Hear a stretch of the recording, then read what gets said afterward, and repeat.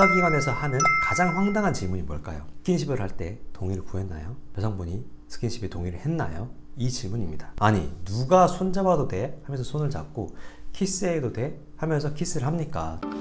연어가요? 네. 안녕하세요. 11년차 형사전문 변호사 안변입니다. 지난번에는 성범죄에서 리스크를 안고도 무죄 주장을 해볼 수 있는 조건 3가지에 대해서 여러분들께 설명을 드렸어요. 첫 번째, 확실한 증거가 있는 경우, 두 번째, 동종 증거가 없는 경우, 세 번째, 피해자의 진술이 흔들릴 경우. 영상 링크는 여기 한번 참조하시고요. 그런데 이러한 조건이 하나도 없다면, 그러면 성범죄의 경우 무조건 합의를 해야 될까에 대해서 오늘 영상에 설명을 드리려고 하는데, 단계별로 한번 설명을 드려보도록 하겠습니다. 첫 번째, 일단 성범죄의 개념부터 잘 잡고 가셔야 돼요.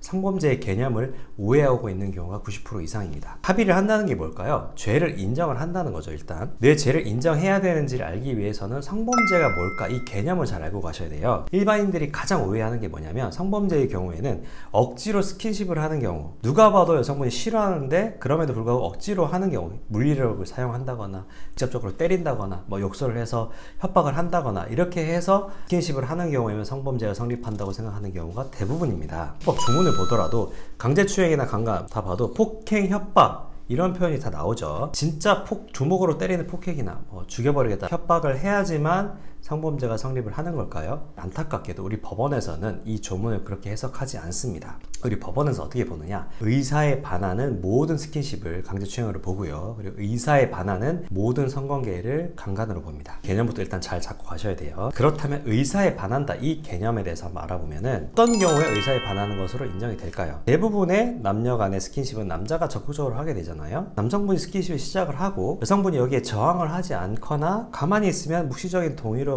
받아들여서 그 다음 단계의 스킨십을 하게 되고, 그러면서 성관계까지 갖게 되는 경우가 대부분이잖아요. 여기서 문제가 발생을 하게 되는 겁니다. 뭐냐, 가만히 있었다가 과연 동의가 있었다 라고 해석이 될까요? 사귀는 사이가 아니라면 수사기관이나 법원에서는 그렇게 보지 않습니다. 수사기관에서 하는 가장 황당한 질문이 뭘까요? 스킨십을 할 때 동의를 구했나요? 여성분이 스킨십에 동의를 했나요? 이 질문입니다. 아니, 누가 손잡아도 돼? 하면서 손을 잡고 키스해도 돼? 하면서 키스를 합니까? 다 분위기 봐서 하는 거 아니에요? 그래서 피의자 입장에서는 나는 명시적으로 동의를 구한 적은 없는데 스킨십 당시에 가만히 있었어요. 그렇기 때문에 정황상 동의한 걸로 이해했습니다 라고 밖에 이야기할 수밖에 없는 겁니다. 그런데 가만히 있었다는 게 동의했을 수도 있지만 동의 안 했을 수도 있는 거잖아요. 여성분이 동의한 적이 없었다고 주장을 하면서 고소를 한다면 여성분의 내심의 의사는 어떻게 입증을 할 거죠? 요즘에는 모텔에 취하지 않고 그냥 자의로 걸어 들어갔다고 하더라도 모텔 안에서 키스만 했는데 강제추행으로 고소당해서 유죄 나오는 경우도 있습니다. 그리고 또 그 안에 성관계를 했다면 강간죄로도 유죄 나와요. 그래서 진실도 중요하지만 그 사실을 입증할 수 있는지가 더 중요한 겁니다. 재판은 결국 증거 싸움이죠. 누가 봐도 정황상 동의한 거야. 스킨십을 할 때 여성분도 적극적이었고 뭐 신음소리가 나는 듯, 이건 너무나도 확실해, 이게 진실이라고 칩시다. 그렇게 가정을 한번 해보는 거예요. 이 사실을 어떻게 입증을 할 건가요? 녹음 파일이 있으면 좋지만 그게 없다면 결국에는 내 진술밖에 없잖아요. 근데 상대방이 아니라고 하면은 안타깝지만 내 말을 경찰이나 판사가 믿어줄까요?